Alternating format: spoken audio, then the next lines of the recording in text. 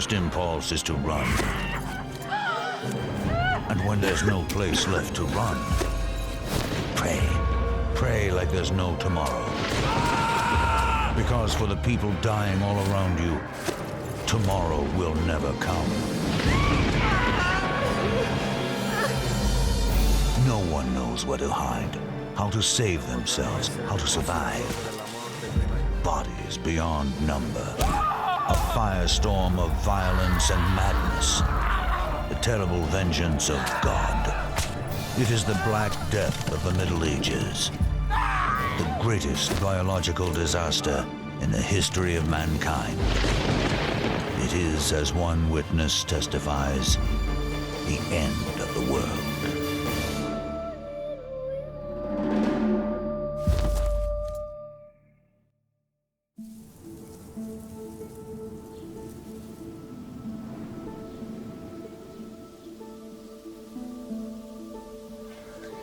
At the dawn of the 14th century, Western civilization is riding a phenomenal streak of prosperity. Europe has had 3, maybe 4 centuries of really good times. The church has been strong, various kingdoms have been strong, trade has grown, cities have grown, industry has grown, there haven't been any natural catastrophes, weather's been nice, population's been growing. It's really been a nice time for Europe. But this long expansion is about to collide with a new reality. Suddenly, global climate patterns shift. Temperatures plummet and crops fail. With startling swiftness, the Golden Age collapses and visions of the apocalypse come true. The 4 horsemen of the apocalypse have come. Famine hits, plague hits, war is all over, and death is all over. By the 1340s, war ravages the continent. The deepening crisis hits peasants hard. But nobles see an opportunity to make their fortune in the escalating chaos. At 33, Edward III of England is a seasoned ruler, and his island kingdom is not big enough to contain his ambition. In August of 1347, Edward's army wins an improbable victory at Calais over his much wealthier rival, Philip VI of France. Edward now controls much of the French seacoast, but the conflict is far from over. This is the beginning of the 100 Years' War, and which is really a world war as far as the Europeans are concerned. It involves everywhere: Spain, Germany, Italy, France, England. King Edward promises his daughter Joan to Pedro, the Prince of Spanish Castile. It is a match meant to extend his reach as far as the Iberian Peninsula. For a marriage between the 2 royal families will redraw the map of Europe and make Edward's line the mightiest in Christendom. Barely 15, Joan has never met her fiancé, nor has she ever been to Spain. Like any young girl, Joan dares to hope her father has chosen a handsome prince, perhaps even a kind one.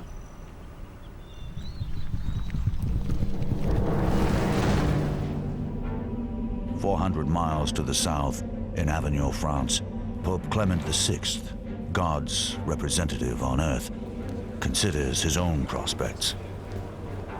For 1,000 years, his Holy Catholic Church has lorded over king and peasant alike, the greatest power in the Middle Ages. The religion of a medieval person was their life. It surrounded them. They thought nothing of going to church every day. Their life consisted of a lot of blessings which they attributed to God, and cursings which they kind of attributed to God too, although they blamed it on their sins. So their whole life was enveloped in this religious atmosphere. But in the 14th century, the church's seemingly impregnable facade begins to crack. Priests were coming under a lot of criticism. for abusing their power. We have lots of examples of priests who had concubines, priests who slept with women in the village, priests who were considered corrupt. Even the Pope seems tainted. The French have hijacked the papacy, moving it from Rome to Avignon. The break with tradition seems to suit Clement VI, a worldly man who enjoys his opulent lifestyle, but it scandalizes the faithful. Despite the skeptics, Clement's word still carries absolute authority. But will it be enough to sustain his flock when the world comes crashing in? Questo è un messaggio urgente per il chirurgo. Sì. The one man who will prove to be his most trusted and courageous advisor is his personal physician, Guy de Chauliac. He's the medical practitioner of great renown. He had been in court medical circles since the reign of Philip the Fair around the turn of the 14th century, and now he is the attending physician, so to speak, of the Pope. In de Chauliac's world, religion rules science. So entwined are the two that a medical degree can only be earned with a master's degree in theology as well.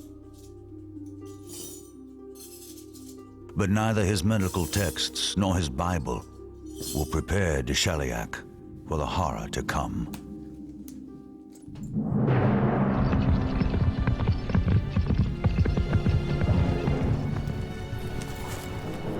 Far to the east, on the Mongolian steppes, something terrible has awakened. An invisible agent of death. Rumors fly that all of humanity is being wiped out in China, India, and the Islamic world. Interestingly enough, these rumors of origins in the East are accompanied by apocalyptic descriptions of the plague's origins. There were miraculous events that occurred, a rain of frogs, serpents, and so forth. There was a rain of hail and thunder and lightning, and then finally stinking smoke and thunder fell from the heavens. Before 1347, the Mongols seem unstoppable. Their dominion over the East has lasted nearly 150 years in an empire stretching from the peaks of Tibet to beyond the Volga River, and from Beijing to Constantinople. Essentially, they opened up trade between Western Europe and China. People could essentially follow routes that went through Central Asia, so that the second half of the 13th century in particular was a time for expansion of European trade toward the east. But as the Mongols make the world a better place for business, they also plant the seeds of its destruction. We have very valuable goods and cargo, such as spices and silk, passing along this overland route opened up by the Mongols through their unified empire. But of course, another commodity would have been plague. Relentlessly, the pestilence creeps across the steppes, wiping out whole villages, the bodies swollen with malignant sores. In this harsh wilderness, nothing goes to waste. Valuable goods like furs and blankets are always salvaged. The rest is torched, an attempt to kill the evil that caused this tragedy. But the unseen demon travels with the loot. In 1347, thousands of miles to the west in the bustling trade city of Geneva, a servant prepares to make a dangerous journey.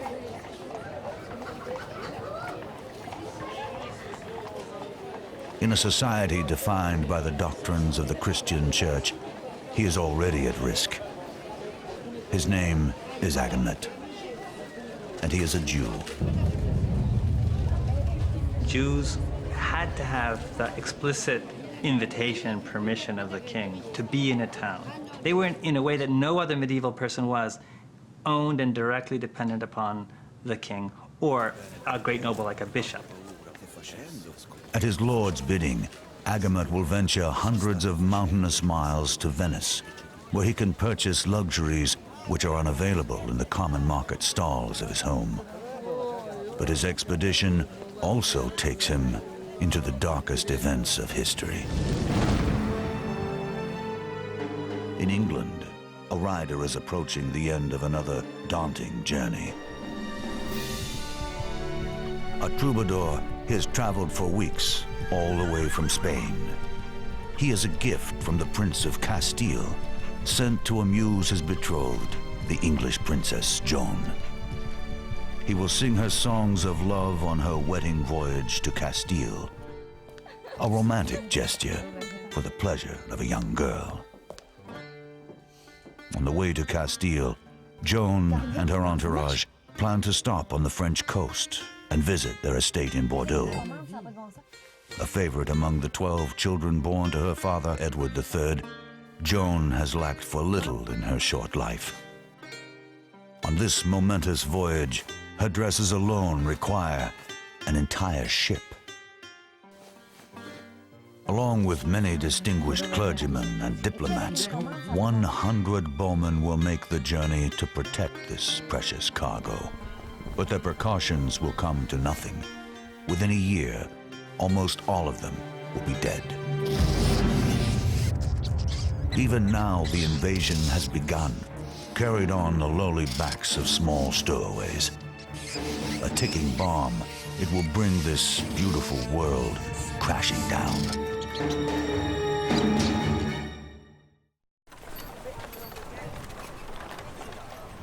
Trade routes opened by the Mongol Empire now encourage the spread of goods, people, and pestilence into the heart of Europe. Travelers on the road, peasants in the field, and even the daughter of the King of England are all speeding towards an inevitable encounter with the greatest killer in the history of mankind, the Black Death.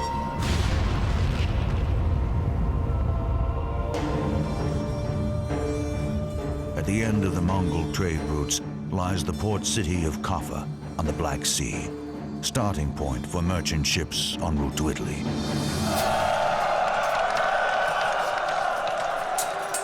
In 1347, the Mongols attacked the Christian city of Kaffa, hoping to take this vital trade link for themselves.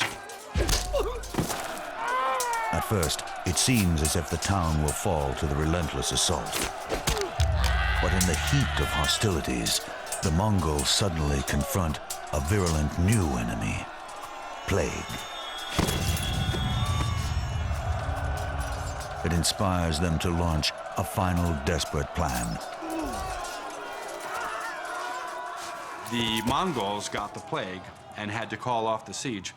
But before they left, they decided to catapult their dead corpses, their dead bodies of their victims, into the town in order to, quote, extinguish everyone inside and give the plague to their enemies.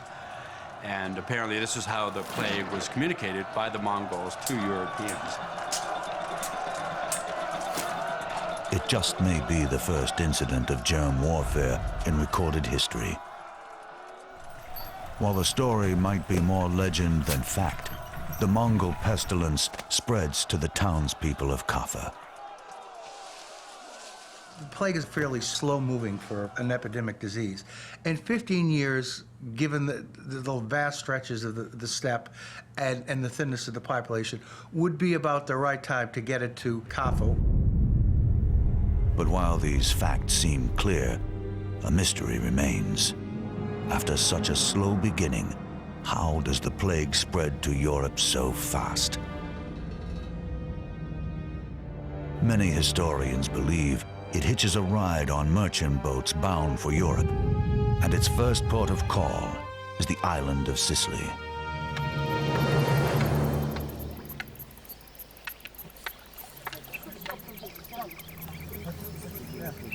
To the people of the shore and inlets of Italy, The waves have always delivered up the odds and ends of the Mediterranean storms.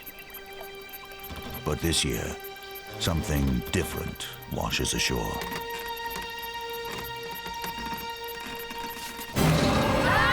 Oh mio Dio! Andiamocene via! Andiamocene! Aspettami! And in the towns, ships from the Black Sea sail into harbor, bearing something foul.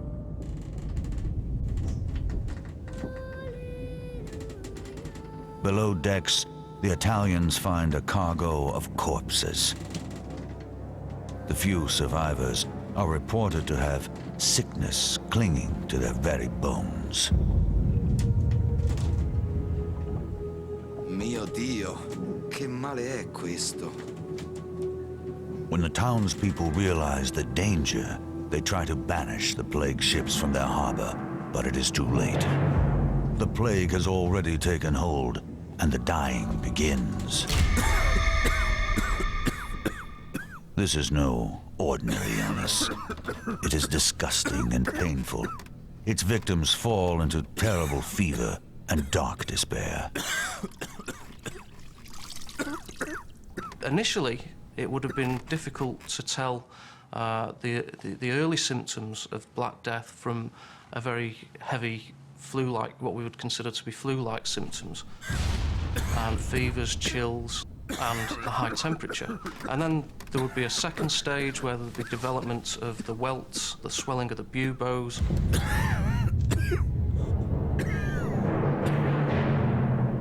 The bubo is a painfully enlarged lymph gland in the neck or groin.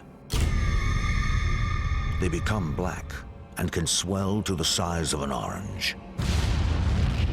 It is these buboes that suggest bubonic plague may be the cause of the Black Death.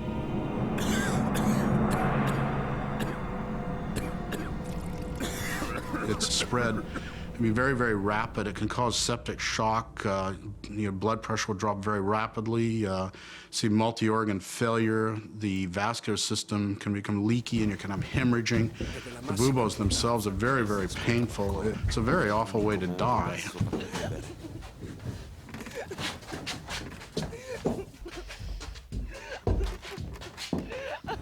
Like pioneers in death, the people of the Sicilian town of Messina soon discover that this new disease is not only awful, but also highly contagious. It quickly spreads within families, sowing terror in every quarter. This more or less struck out of the blue, and nobody had seen anything like this. So these people were like, they were like Columbus is in the land of mass death. That's just what they were like. As the plague rages through the Sicilian town of Messina, the survivors have only one place to turn: the Holy Mother of God. Those still able to walk trek to her shrine 6 miles away and carry her back to the city. Santa Madre, proteggici da questa malattia in nome di Cristo. Despite their urgent pleas, the Virgin refuses to help them, according to the Italian chronicler Michele di Piazza. The arrival of the statue profited nobody. The Messinese were so loathed and feared that no man would speak to them or be in their company, but hastily fled at the sight of them, holding his breath. The visibility of the disease, it marks an individual out as having that disease, and that's very important in terms of creating a social stigma. Though the Sicilians shun their Messinese neighbors, they cannot outrun the disease. The mark of sickness leaps across the island with startling speed. And the horror has just begun. Already other Genoese ships from Caffa are landing on the Italian mainland. They bear furs, textiles, and rats, all fine purveyors of death. Like an avenging angel, the plague will sweep across an unsuspecting continent as the apocalypse begins.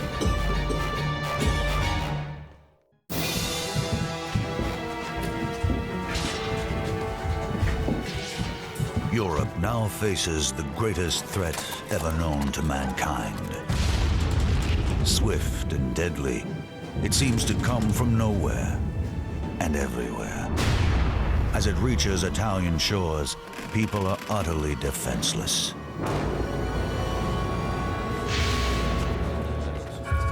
For medieval science is mired in a fog of superstition and ignorance.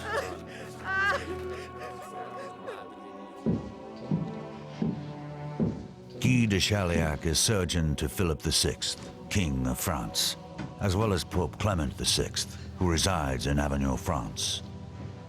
Renowned for his great intellect, he has been trained by the best physicians in Europe at the monastery in Montpellier. His techniques, like bleeding with leeches, are all designed to restore balance to the body. There actually were medical theories about the balances of elements, about what kind of balance the body needs in order to stay healthy. And the plague, from a medical point of view, was seen above all as a reversal of all the normal balances. Conveniently, an unusual alignment of planets directly precedes the outbreak. To the medieval mind, it is a logical explanation for the imbalance. The conjunction of the three planets, Jupiter, Mars and Saturn, that created noxious vapors within the air. And it was these noxious vapors that interacted with the individual constitution that caused somebody to succumb to the plague. This was the miasmatic explanation, or that the plague came from a miasma, an evil vapor. And I should emphasize that these explanations were not new. They were very old. And so entrenched that it is almost impossible for the medical community to depart from this way of thinking. Away from the elite power centers of Avignon and Paris, in merchant towns like Geneva or Venice, common people have less elaborate theories about the source of the plague. They've been indoctrinated since birth to believe that, like all blessings, curses all ultimately flow from God. In the Middle Ages, the entire logic of the relationship between God and the world involved God's punishing the world when the world sinned. Punishment is well deserved, according to 14th century Italian chronicler Gabriele de Mussis. Almighty God saw the entire human race wallowing in the mire of manifold wickedness, enmeshed in a wrongdoing, pursuing numberless vices, drowning in the sea of depravity because of a limitless capacity for evil. We now know that it was not sin or evil that brought on the Black Death. It was a contagious disease. The question is, which disease? 600 years later, historians and scientists are still looking for an answer. What the key question becomes is how those diseases become transmitted and propagated, and what is it in society that enables a set of different causes of death to emerge at one point in time. For more than a century, the main theory has been that the Black Death was caused by bubonic plague, caused by a bacterium called Yersinia pestis. It is carried by fleas and requires a very particular environment to flourish. In many ways, medieval Europe seems to fit the bill. Urban centers, garbage on the streets, tremendous milieu in which to breed huge rat populations. And with those huge rat populations, huge flea populations.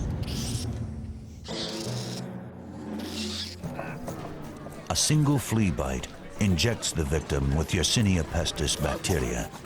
They quickly multiply in the lymph nodes, filling them to bursting. Once released into the bloodstream, the bacteria causes the black welts that give the Black Plague its name. And there is another, even deadlier form of the disease, called pneumonic plague. It needs no flea to spread its poison. In some instances, the bacteria will go to the lungs and lodge there and begin to proliferate. If you cough and you have also hemorrhaging in the lungs from the bacteria, you can get what's called a bloody sputum, or your spit has blood, flecks of blood in it. And if you're coughing, those respiratory droplets can be quite infectious, and then you can infect another person. Both the environmental conditions and disease symptoms suggest bubonic plague was the cause of the Black Death. But some scientists vigorously disagree with this theory. They point to one inexplicable and compelling fact: the shocking speed with which the disease spread. Basically spread across Europe, Western Europe, within 4 or 5 years. It's incredibly rapid spread, considering that they didn't have trains, planes, automobiles, that the transportation was by foot or by horseback. I mean, it's a very, very rapid spread of the disease. Many doubt bubonic plague could travel so fast. The speed at which the disease spread around communities isn't consistent with what we know about bubonic plague. So this has led some historians to suggest that perhaps there was another causal mechanism involved, there was another epidemic disease involved. Perhaps one suggestion has been the spread of anthrax. Other authors have suggested it might have been an Ebola-like virus. There are clear differences here in relation to the way in which disease is spread. Why does knowing the truth about a disease that happened centuries ago concern us today? Quite simply, understanding the Black Death could be critical in our fight against mankind's next catastrophic outbreak. But until recently, it has seemed that the clues to this mystery died with the plague victims. Or have they? In Montpellier, France, a 650-year-old mass grave is giving modern technology the chance to pick up the scent once more.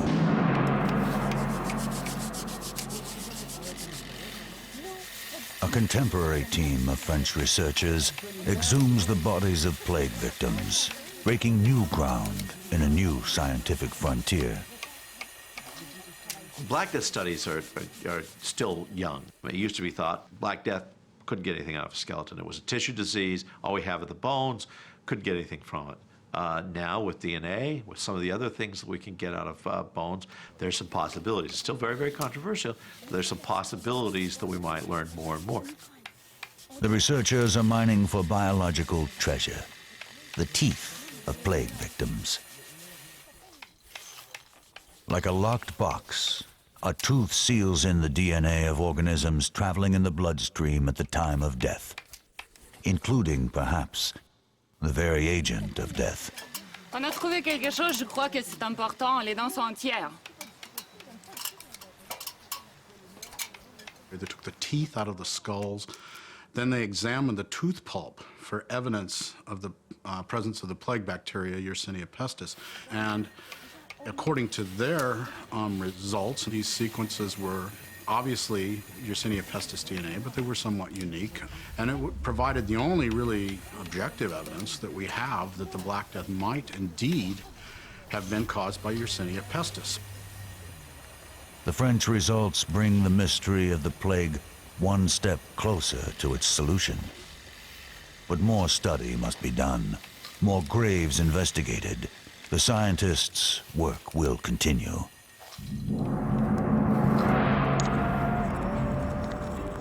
To Guy de Chauliac, eminent 14th century physician, the concepts of deadly fleas and bacterial DNA would sound as unlikely as ill-crossed stars and God's wrath sound to us today.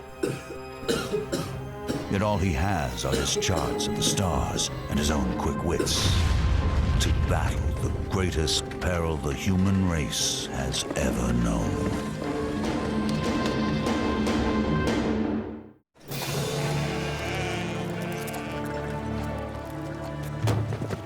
By the autumn, the Black Death has made its way from the Far East and is sweeping over Sicily, leaving panic in its wake.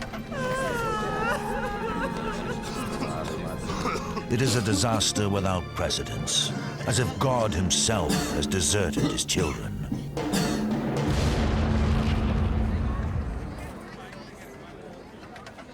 In Venice, Agamot, the Jewish servant of a Swiss lord, finds all that his master desires: saffron and cinnamon, silks and furs, and more besides. For late in the year, merchant ships from the east arrive bearing a cargo of death. 14th century Italian chronicler Gabriele de Mussis gives voice to the horror of the sailors who have unwittingly brought the eastern catastrophe home. To our anguish, we were carrying the darts of death. We were spreading a poison from our lips even as we spoke. Of course, they didn't have any idea that the plague was spread by a bacterium, by a microscopic organism that can't be seen by the naked eye. But they did have a sense and a knowledge that the plague could be spread from person to person. As Agamot heads back to Geneva, the world behind him begins to fall apart. Venetians are dying at the astonishing rate of 600 a day.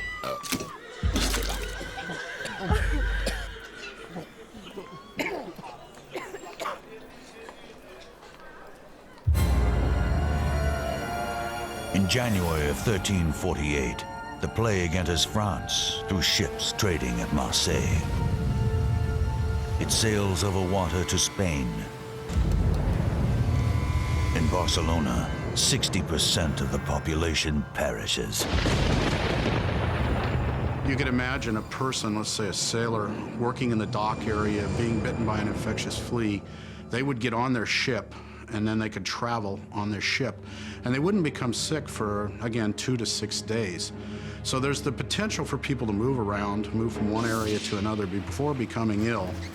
Of course, this same ship may have rats with infectious rat fleas, and then when the ship reaches a port, those rats and their fleas can get off and spread the disease as well.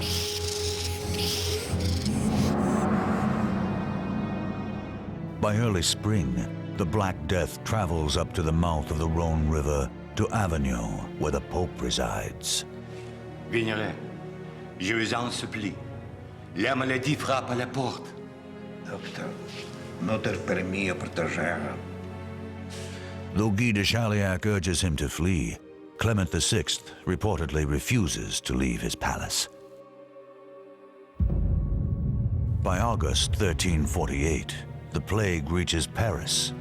Half its population will die. When it lands in Bordeaux, England's Princess Joan is just arriving from her sea journey. She will rest at the family estate for a while and then continue on to Castile and her prince. Joan is perhaps the most well-guarded woman in Europe right now, but archers and castle walls cannot shield her from an unseen enemy. Non, non, non! Vous ne pouvez pas passer ici! Non! C'est trop dangereux pour la princesse! Like a phantom, the pestilence strikes randomly, wiping out a household, a neighborhood, an entire town. Even before it sows destruction, it breeds terror. There was nothing they could do. And it's that sense of facing an event over which you have absolutely no power that makes it such a dramatic event in human history. I've often tried to imagine what it must have felt like to hear that in the town across the mountains, 75% of the people had just died. And they did hear, they received letters before the plague came. They knew the plague was coming in many places. So they had time to think about what's going to happen when it gets here. And I can't really imagine a scarier thought. Consumed by fear, many of the gentry flee the cities, leaving the less fortunate to fend for themselves. What we see in literature are these cowardly figures, the rich who are going into the countryside and who are there frightened by their own mortality. So who's left behind? Who is back in town suffering but the poor and those who are unable to do what the rich can? In England, Edward III and his eldest son retreat to a country estate, bolting the gates behind them. But the wholesome atmosphere does not seem to protect the serfs who farm the land. They die by the droves. In the fields, on the roads, and in their miserable hovels. People lived in extreme poverty, and they lived in huts with thatched roofs. They had livestock living in very close association with them. They had dirt floors to the huts. The living conditions were absolutely filthy. The types of environments where you'd expect rats and rat fleas to proliferate and do quite well.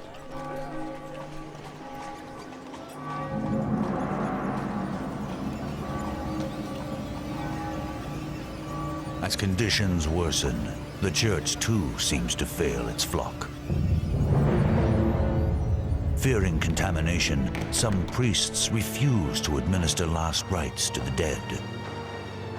Padre, mia Maria e la piccola Anna Mariano bisogno di lei. Lei stesso l'ha battezzata.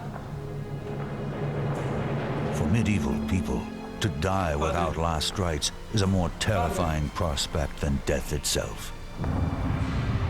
But as the death toll mounts and more priests succumb to the plague, the Bishop of Bath makes a startling suggestion. If they are on the point of death and cannot secure the services of a priest, then they should make confession to each other, to a layman, or, if no man is present, even to a woman. In these grim days, self-preservation usually wins out over heroism.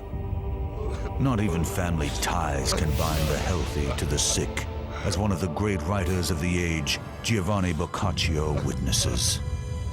Relatives were cared for not otherwise than dogs. They threw them their food and drink by the bed, and then they fled the household. One person would get sick first, the family might start to take care of them, maybe friends would come and help, but then others in the family would get sick, and you can imagine that very quickly people would abandon any attempt to help each other. When you have every third person dying, this of course is going to affect people's outlook and mentality. One of the responses would be fear. Am I going to be next? Is the plague going to strike me? Can I get the plague even from my father, my brother, my sister?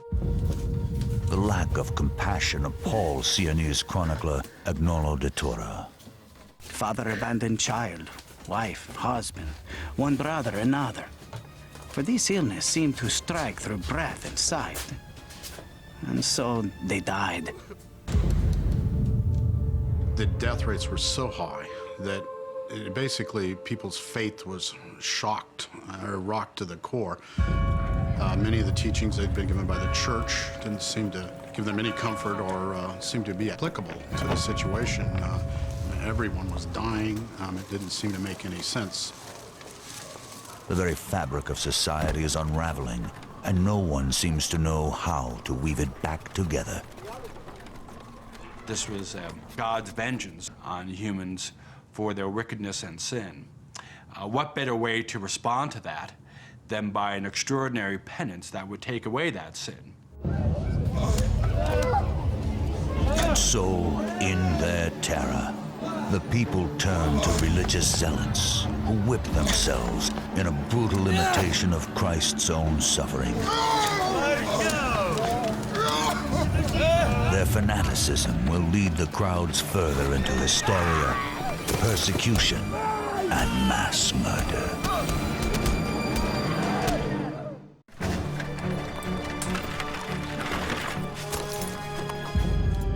By 1348, the Black Death has traveled from Sicily to England, carried in trade ships aboard the backs of rats.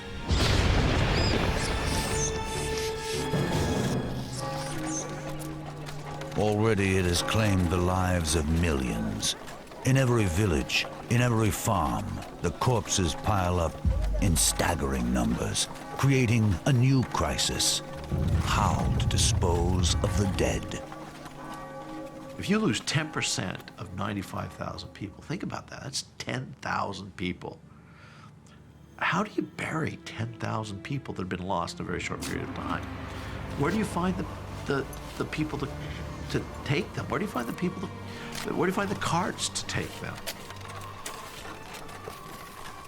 The only people who were willing to carry away the dead were these very rustic, uncouth men or women who came down from the mountains or from the surrounding countryside, who were willing for very high fees to take away the dead and have contact with the dead.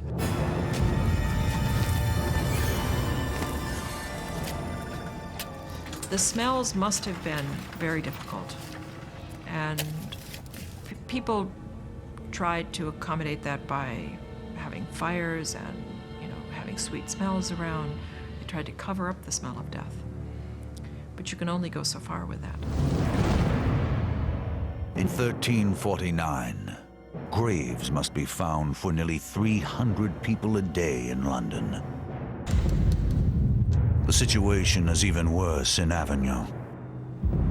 In one 6-week period, 11,000 people are buried in a single graveyard. The Pope is finally driven to consecrate the Rhone River. Countless bodies are committed to a watery, unmarked grave. But perhaps even that is preferable to an Italian mass burial. They were layered like layers of a lasagna.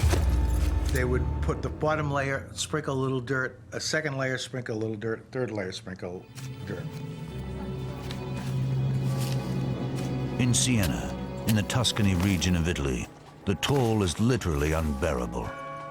Fully half the population is reported dead. Siena citizen Agnolo de Tora raises a lament that has lost none of its poignancy after 6.5 centuries. In many places, great pits were dug and piled deep with the multitude of the dead. And as soon as those ditches were filled, more were dug. I, Agnolo di Tura, buried my 5 children with my own hands. And so many died that all believed it was the end of the world. In spite of the personal risk, some brave hearts hold fast, combating the mounting crisis. Many doctors have stopped seeing patients to save themselves. Not Guy de Chauliac. He stayed. I think there was not just bravery, but a certain scientific curiosity there. He wanted to see what this great blazing demon was and how it worked. Guy de Chauliac seems to do what a more modern medical practitioner would do, which is he doesn't understand the disease.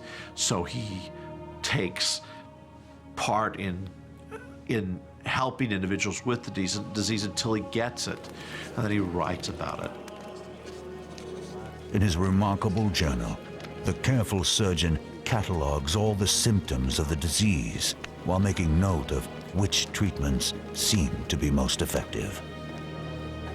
In the summer of 1348, Guy de Chauliac is said to have prescribed fire itself as a preventative for Pope Clement VI.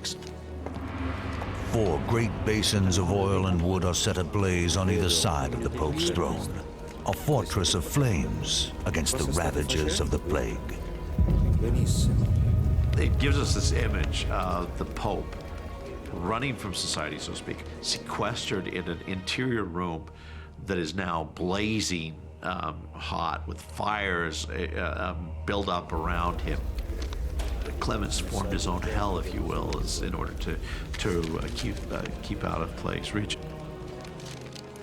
And if your dominant medical theory of disease causation is the miasmas and the bad vapours in the air, then if the smoke given off by the fire has a purifying effect, then clearly that makes some sort of sense.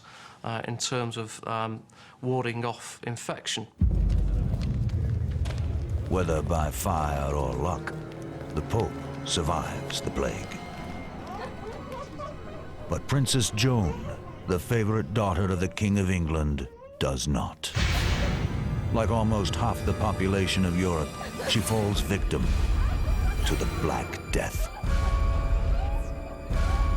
Her father, Edward III, is powerless to do anything but mourn. Destructive death, who seizes young and old alike, has lamentably snatched from us our dearest daughter, whom we loved best of all. All the trappings of authority have just disappeared, and you see one human being, one grieving human being, and he's speaking to another person, and it's a voice that's immediately recognizable 700 years later, despite the trappings of authority. All authority, medics, clerics, nobles, fail. And so the masses turn elsewhere for salvation. Along the Rhine region of Germany, the faithful decide to take matters into their own hands.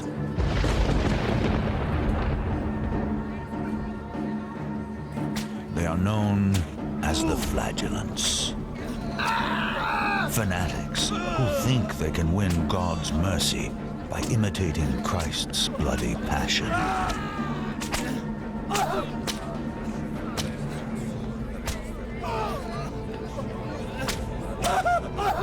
Theirs is an extreme measure for an extreme time, and people flock to them in droves.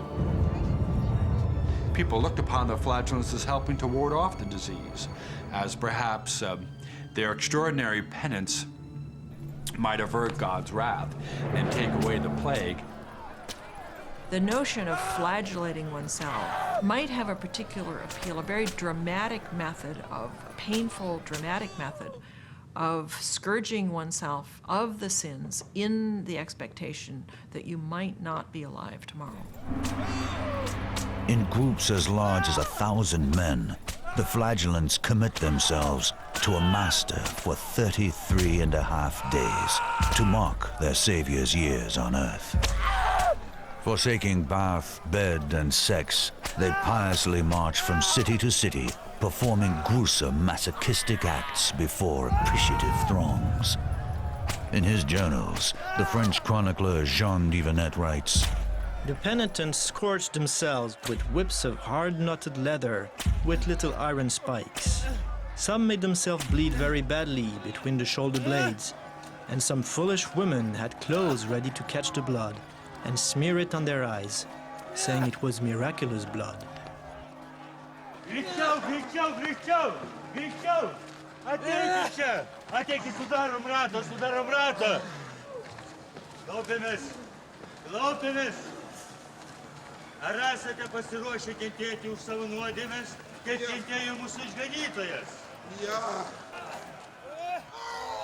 Pope Clement VI, however, feels threatened by their growing influence.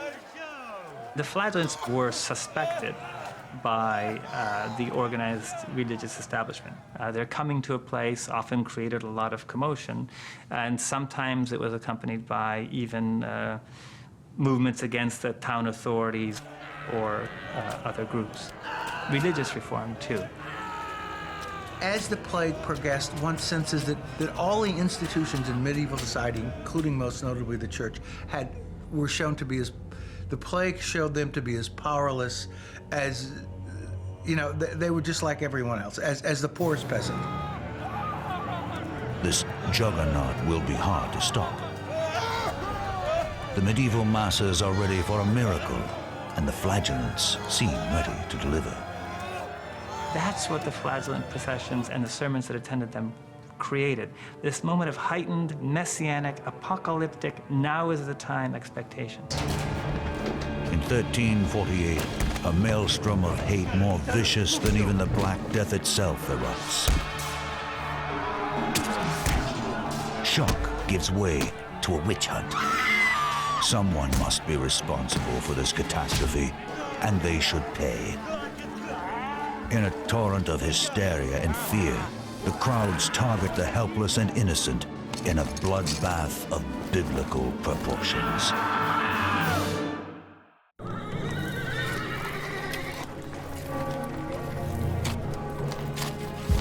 In the mid-1300s, the Black Death is rushing toward its apex.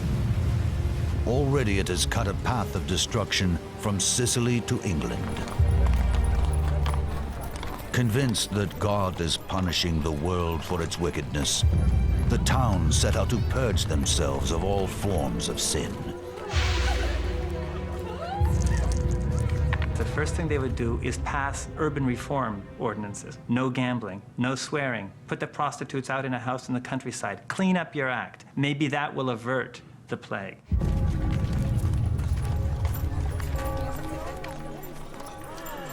Bene, bene, bene. Questo non deve succedere mai più. E voi, seguiteci. Per voi e per le ragazze è tempo di prendere una vacanza.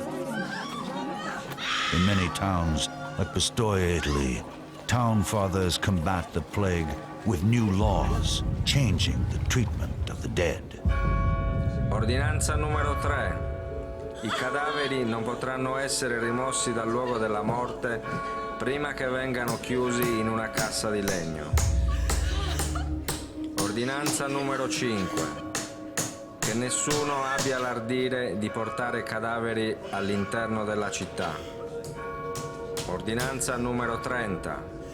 Durante i funerali le campane non potranno essere più suonate. The tolling of the funeral bell, once a comforting sound to mark the passing of a loved one, has become an incessant reminder of a world gone to hell. There were so many people dying that you might have a priest might be leading one procession, a procession of one person to a grave, and then he would look behind him and he would see 10 more that he would have to accompany to their grave.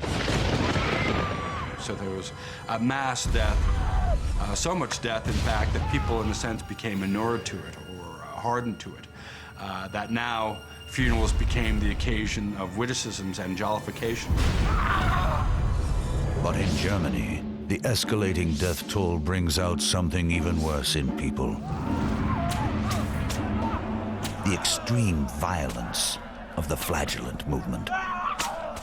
Their violent self-punishment, complete with the suggestion of holy blood, creates a sensation as they travel through a countryside empty of hope. Their dramatic displays are far more compelling than the ineffectual mutterings of the village priest. The flagellants focus the people's fear and rage on a tangible target, the local church.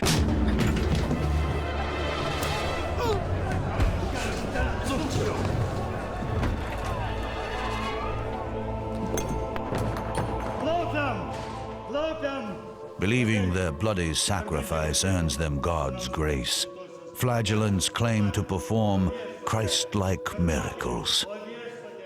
Some flagellants believed that dead babies or dead children could be revived in their midst.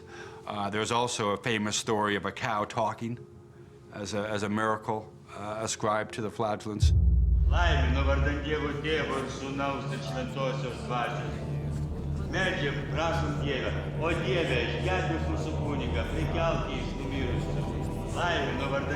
Along the Rhine, it seems as if miracles are being performed.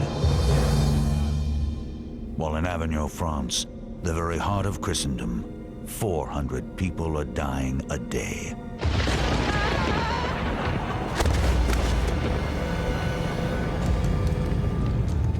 Pope Clement VI knows the flagellants pose a dangerous threat to his authority, but his cardinals urge him not to do anything hasty. They fear an attack on the movement at the peak of its popularity could cause a backlash against the church itself. There's an interesting dynamic between the popular attitude towards the flagellants and the authorities' attitude towards the flagellants. The authorities tended to take a hostile stance, but the people, on the other hand, seemed to have supported the flagellants. largely because they associated their arrival with a warding off or averting of the plague. Clement can do nothing to quell the insurgency. And the movement is about to take its ugliest turn.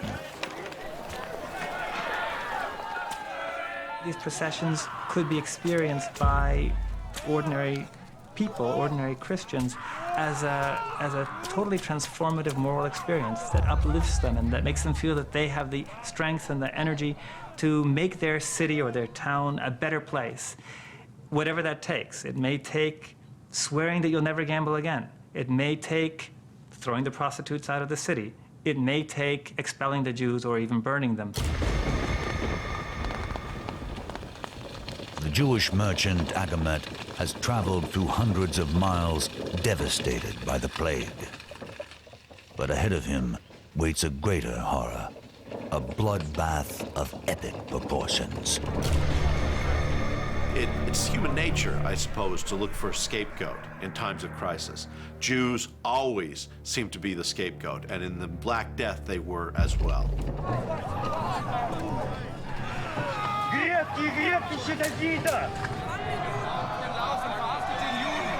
For the flagellants, it is an easy leap from criticizing the church to attacking the Jews. For to medieval Christians, no one offends God more.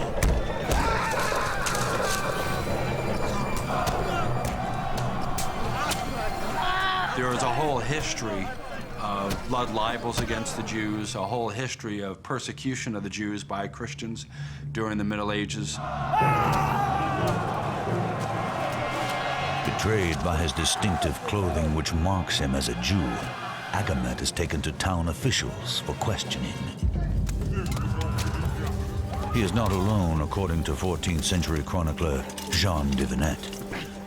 The infection and the sudden death which it brought were blamed on the Jews, who were said to have poisoned wells and rivers and corrupted the air.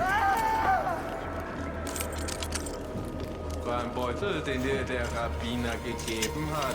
Was war denn eigentlich im Beutel drin? Ich habe keinen Lügner. von keinem bekommen. Lügner. Von keinem. Du hast Flüsse vergiftet, nicht wahr? Ich schwöre. Lügner. Lügner. After hours of torture, Agamet breaks down.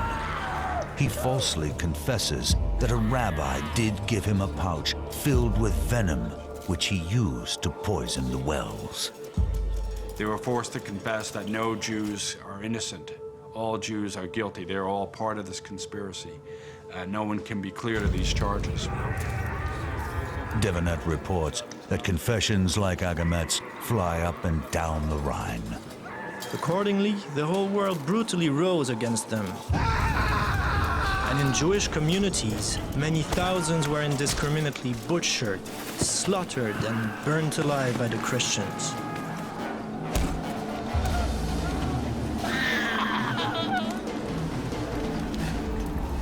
What's poisoning us is the Jew's presence itself. That the Jew's presence is a moral failing. It's our sin to tolerate them, and this is what's bringing this punishment. As Pope Clement VI pointed out at the time, Jews were dying in equal number to Christians, so it was fantastical to argue that Jews were poisoning people during the Black Death. The Pope's pleas fall on deaf ears. On St. Valentine's Day, 1349, the citizens of Strasbourg round up as many as 2,000 Jews and burn them at the stake. The atrocity is repeated in more than 15 cities in Germany and Switzerland. The people of Europe have been poisoned, not by some insidious Jewish plot, but by fear, hate, and ignorance. The lethal combination is spinning out of control, even faster than the Black Death.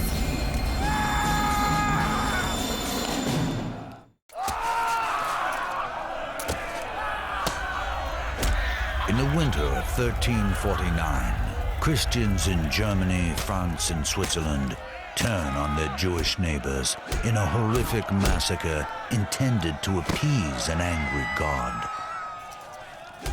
But violence cannot stop the grim progress of the Black Death. In Avignon, nearly all of the nobles have fled the city. Even the Pope retreats to his country estate, no longer trusting in his protective wall of fire. Only one member of his court stays behind, the renowned physician Guy de Chauliac. But the aging surgeon's final investigation of the disease comes perilously close to home. Guy de Chauliac continued to make the rounds during the plague in Avignon, to the point where he himself came down with the illness. And even on his deathbed, he doesn't quite know what it is that we've got. But he's willing to help people. He's willing to try. De Chauliac's heroic commitment to his patients has brought him to the brink of death. No one knows better than he how slim his chances of recovery are. As the heroic doctor struggles for his life in France, the flagellant movement in Germany starts to fall apart.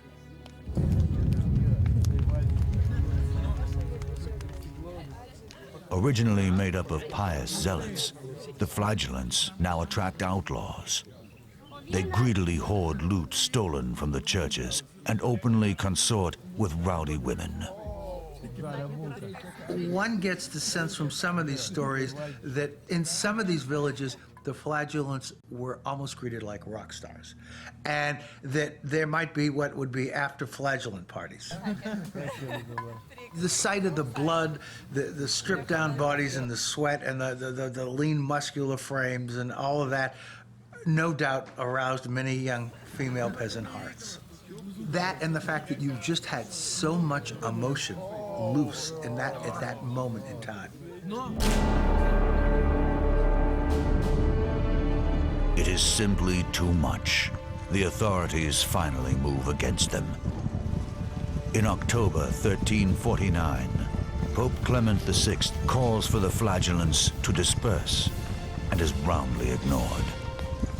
The church actually has to look to the political means of stopping the flagellants. The flagellants begin to be arrested, or they begin to be chased away by military officials.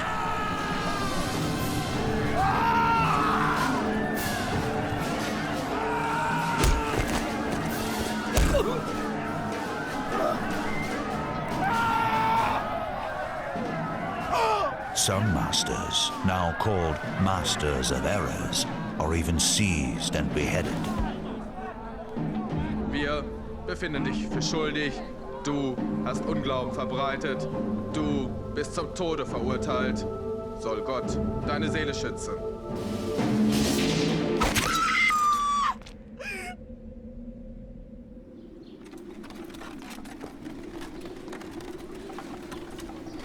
Even with the flagellant movement broken, much of Europe remains violently hostile to the sadly diminished Jewish community. The survivors become refugees, searching for a safe haven. Most of Europe, France, England, large parts, many German cities, had no Jews by the end of the 14th century. They'd expelled them or killed them. But in some places, Jews were being given greater protection by monarchs and invited to settle, and one of those places is Poland. In 1349, Poland is ruled by King Casimir the Great. The legends are that he fell in love with a Jewish woman called Esther, and it was out of love for her that he issued this bull of protection to the Jews of Poland and invited more Jews into Poland. One of the ironies is it pushed the German Jewish community toward Poland.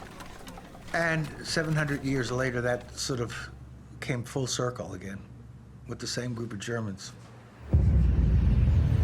In the winter of 1349, the plague pushes north to the Scandinavian peninsula. By the time it reaches Russia, 2 years later, the crisis is over in France. After wiping out almost half the population of Europe, the plague itself is sputtering to an end. infectious diseases have these natural cycles that they go through until that cycle is broken, either by human agency or by, for example, a change in virulence of the infective organism itself. As the Black Death proceeded and as the humans began to die and society, that it was falling apart basically, it's possible that the human numbers drop down below a certain level and that these outbreaks can't maintain themselves. The magnitude of the final death toll is so vast that it strains the human imagination. I think the plague was unprecedented in the scope of its mortality, and I'm of the opinion that the mortality was higher than most scholars are willing to accept. I believe that the average mortality was close to 50%, not a third or 30% as most scholars claim. Urban centers and religious communities have suffered most. 60% of Venice has been swept away in the epidemic. In Avignon, half the citizens are dead. At the monastery in Montpellier, where Guy de Chauliac received his training, only 7 of the 140 original monks are left. England is reported to have lost fully 2 million souls, a third of its total population. But Edward III, King of England, survives, as do other nobles who've taken shelter on secluded country estates. There's a somewhat lesser death rate among the upper classes, partly because they could move. They could leave an urban area, they could leave a town, they could go out. Their castles or their manor houses might provide an environment that was a little less conducive to the contagious nature of plague. Pope Clement VI, who deserts Avignon during the worst outbreak, is also alive and well. More amazing is the recovery of his surgeon, Guy de Chauliac. His journals record his words. Towards the end of the plague, I developed a fever with a swelling in the groin. I was ill near on 6 weeks. When the swelling had ripened, I treated it with figs and cooked onions mixed with yeast and butter. I escaped by God's grace. Oh, c'est un miracle, mon ami. Il faut que nous allons prier. But for many, survival comes with a terrible cost. Having lost so much, they question whether life is still worth living. Ibn Khaldun, a 14th century Arab historian, fears that evil times are ahead. The plague swallowed up many of the good things of civilization and wiped them out. The entire world changed. Think about the impact of losing 15 million people, what that does to society, what that must have done to the church, what that must have done to science, to medicine, to art, to literature. What if you lost a Da Vinci in there? What if you lost a Leonardo? What if you lost a Michelangelo because of the Black Death?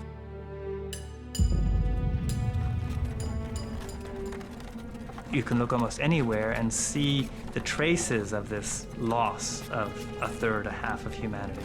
Well, I read one tombstone that said he died in the year when scarcely a quarter of humanity was left on Earth. This sense that you're part of a fragment, 25% remaining, that's it.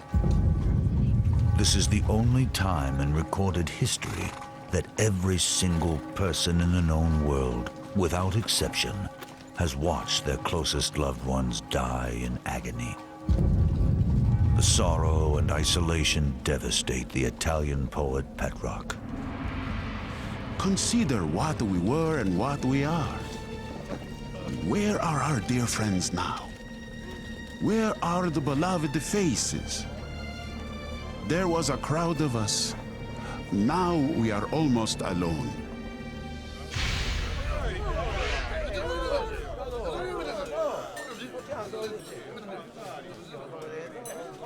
But for some, rather than sorrow, The plague brings the opportunity for looting, drinking, and brutality. In the empty houses of the dead, wild excesses overflow. Giù le mani da lei! Quella è la mia donna! Maiale!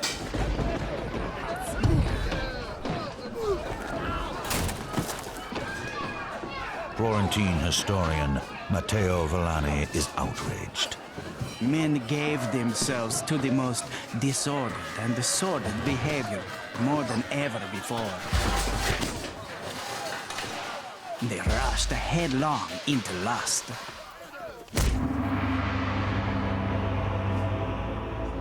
Still, the vast majority of survivors neither sink into despair nor wallow in excess. Most simply pick up and get on with the process of living. They never lose faith in God, or, even more remarkably, their faith in the future. Medieval people also had the assumption that God would make all things right, that God had a plan, that the apocalypse would set things right in the end, or that there would be a renewal, a restoration, that this was not simply the end, there would be something that would come beyond. What's amazing in a way is how quickly these societies renormalized, re-routinized, became functioning societies again. Their faith makes it possible for medieval people to not just survive, but actually go forth and multiply, according to French chronicler Jean de Venette. When the epidemic was over, the men and women still alive married each other. Everywhere, women conceived more readily than usual. The pause in violence will be unbearably brief. For even as society tries to heal itself, chaos erupts once more. The old mold has been smashed, and the new one will be shaped at the point of a sword.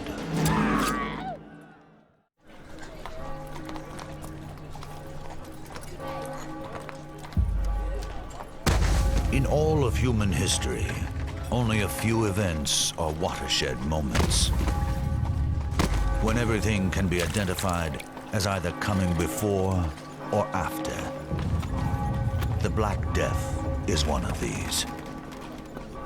When in European history has there ever been an event where possibly 50% of the entire population died in such a quick time?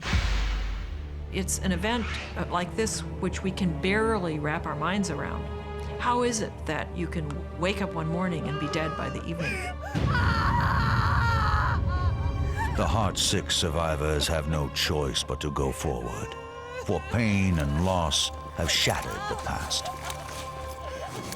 I've often wondered whether the sense of despair and the sense of irrationality with regard to what has happened opened up minds to questioning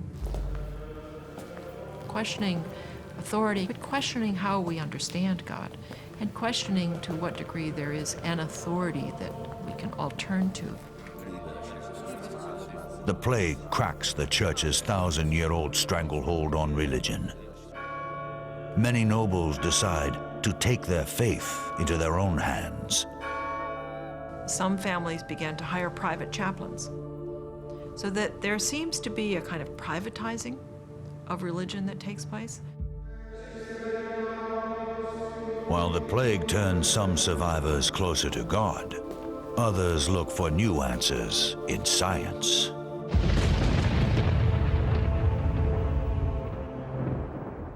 In Avignon, France, plague survivor Guy de Chaliac is driven to write his masterpiece, the Chirurgia Magna, or Great Surgery. The authoritative text of Western medicine for the next 300 years. He bases it not on ancient philosophy and astrology, but upon his own first-hand observations of disease. The plague had an important impact in the practice of medicine, because when the plague arrived, the university-trained physician was basically an internist and didn't do any clinical medicine. His knowledge of medicine was all theoretical. After the debacle of the plague, medicine became increasingly more practical. In the Italian countryside, another transformation is taking place. Prior to the plague, famine is common. Though every inch of land is sowed, supply never catches up to the soaring demand. Now, even with much of the land gone fallow, there is food to spare. For the first time in centuries, farmers can grow not just grain, but luxury crops. And so, Italy becomes a country rich in olive oil and fragrant fruit. Francesco, vieni giù ad aiutare! Non posso fare tutto da solo. Sì, papà. Italy's orchards underline a grisly fact. A sudden drop in population has its advantages. As people died, wages rose. And as people died and lands were vacated, people who in the past were relatively poor could afford to begin to invest in land. And what that meant was that all of a sudden people who had been peasants were now what we might call kulak class. They were now landowners. They had decent-sized farms, and they could actually live independent lives rather than working the fields of others. One of the interesting things is to look at the diet. Their diet, which is almost strictly grain-fed diet, ale, bread pudding, bread, now has quite a bit of meat in it, has some vegetables in it. La cena è pronta. Andiamo, figli. But as the fortunes of peasants rise, the lot of the ruling class plummets. For centuries, nobles have depended on serfs to work the estates. Now, with better jobs drawing peasants elsewhere, nobles are left without a labor force, forcing them to gather their own bitter harvest. A clergyman gleefully notes how the mighty have fallen. Churchmen, knights, and other worthies have been forced to thresh their corn, plow their land, and perform every other unskilled task if they are to make their own bread. Ma che stai facendo? Ma come la stai usando quella zappa? Marito mio, giuro che te la faccio mangiare questa Ma guarda pala. come stai zappando, se la usassi bene non staremo qua tutto il giorno. Many impoverished nobles refuse to lower themselves to farm work. Instead, they seek their fortune the old-fashioned way, at the point of a sword. You have a lot of military types running around. Sometimes they're employed by France or England or Spain or Catalonia or someone, in which case they're drawing a salary and looting cities for pay. Sometimes they're unemployed and they're looting cities to feed themselves. To make up for the shrinking size of their armies, knights create new rules for an old game. Guerrilla warfare is born, and worse. Have all these demilitarized men roaming the land, looking for opportunities to pillage. And that's really where things like scalping, for example, come from. It was the terror tactics of these groups of military men seeking to extort from villagers and from city folk.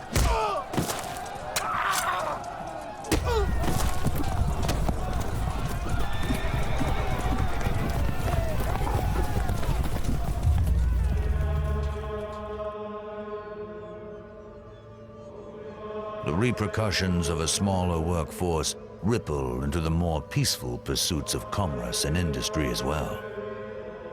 Simply, the destruction of so many people forced the survivors to come up with labor-saving devices such as the printing press.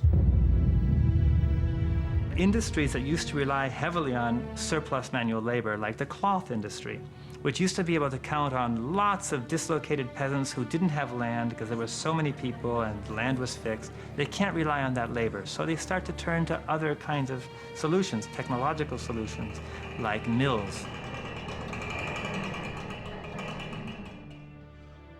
Less than a century after the Black Death, the fabulous illuminated manuscripts of the Middle Ages become relics. Gutenberg's printing press has put them out of business. All the industries that we really associate with later processes of industrialization start to emerge in the late 14th century, and you could argue that they emerge partly as a response to the labor crisis precipitated by the plague. Still, the greatest impact of the plague is not in the battlefields or factories, but in the human heart. I can't even imagine the anguish that would have occurred from a parent or a child watching a parent get sick. Take young people who may have seen their parents die, surviving in the 1350s, but with that memory of death all around them, so that death became a common sight. Well, I think there is lots of evidence that there was a psychological transformation affected by the plague and by the sudden dramatic disappearance of so many people. Death clings to their imaginations like a menacing shadow and creeps into the late medieval art known as danse macabre. The kind of Dutch paintings you see with skeletons dancing and with a kind of memento mori, just remember death. Death is everywhere. In time, the social upheaval of the post-plague years, the questioning attitudes and increased individualism all lead to the greatest flowering of culture and knowledge in European history: the Renaissance. The Renaissance in Italy shows the extraordinary resilience of human society, a tenacity and creative energy that sustained it through the plague's darkest years. It was as if Europe had suddenly switched off and then back on again. And the Black Death had done that. But today, many scientists wonder how well modern society would emerge from a similar cataclysm.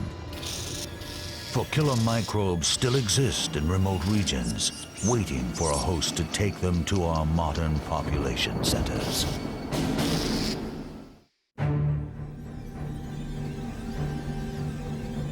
Between 1347 and 1350, nearly half of the population of the known world perishes.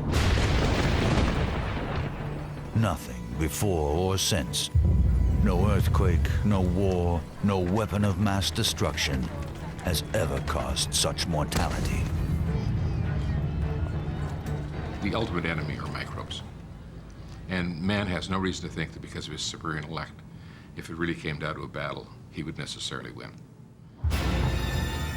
Surprisingly, the microbe that causes bubonic plague still exists in our world today.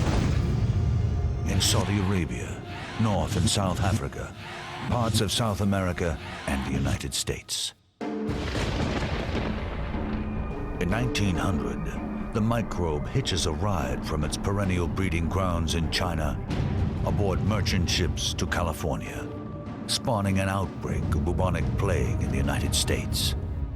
From the West Coast, it travels inland, where it finds a fertile new host population, the rodent communities of America's deserts and grasslands. It's in the southwestern part of the United States: Colorado, New Mexico, Utah, California, some in Texas, Arizona. It's mainly in ground squirrels, chipmunks, prairie dogs, small rodent animals. It can infect other animals, and particularly cats. Cats, like humans, are very, very susceptible to plague, and they can develop plague pneumonia with cough. And they can spread the disease then to people. If the pet owner is handling the cat, has the cat up in their face, and the cat's coughing, they can get what we call primary pneumonic plague, which is acquired by inhaling the bacteria.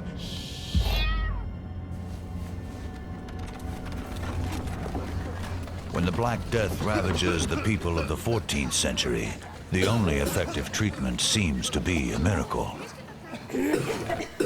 Now, antibiotics can cure bubonic plague, if the case is identified early enough.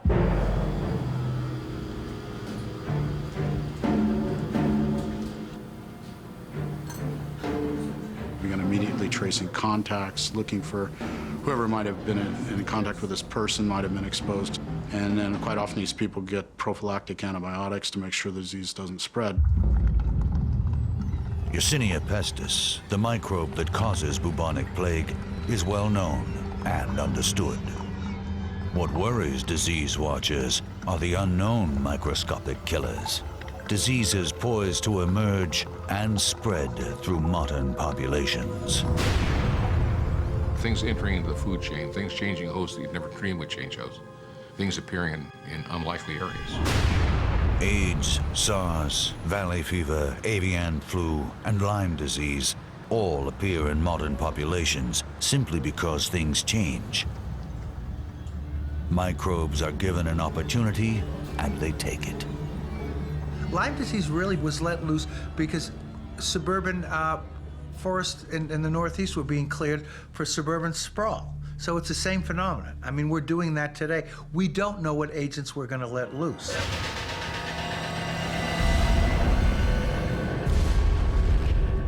What if Ebola virus established a new home in the East Coast of the United States? That could be pretty awful. It's untreatable. It's unfortunately spread from patients to caretakers. It's the family taking care of them, the doctors, the nurses that come down with that disease. And it's a very frightening disease in that respect. In medieval times, the Black Death comes from a remote area and then spreads along trade routes to the entire civilized world with startling speed. Microbes traveling now can go much further and far faster. When you think of the 24-hour period of travel, you realize that any virus in the world, anywhere, can be right here in this living room within one incubation period. Doesn't have to transmit to anybody, doesn't have to go through a fleet, doesn't have to do anything. Looking at the plague, there are a couple of things that jump out that parallel our situation. You have the notion of an expanding economy, new trade routes. You realize that 500 million people every year cross international borders on international airline flights. 500 million a year. 70 million work outside their own country. I mean, the numbers are just staggering of the amount of movement, the speed of that movement, and the density of the humans. Put that together, it's a setup.